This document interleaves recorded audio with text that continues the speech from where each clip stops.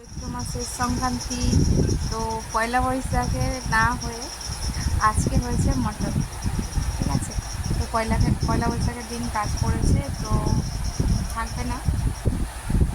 তোমাদের দাদা ভাই আর কি, আমার পর ডিউটিতে যাবে, তো সেই জন্যে আজকে মটন হয়েছে, মটন রান্না করেছি।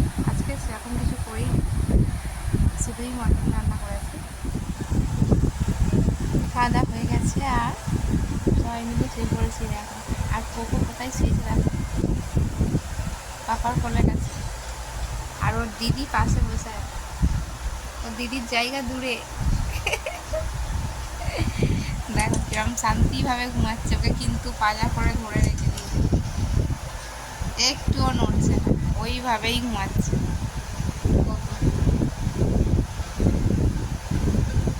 এত গরমে ওকে জড়িয়ে ধরে আছে, তা ওর কোনো অসুবিধা হচ্ছে না, ওরকমভাবেই ঘুমাচ্ছে।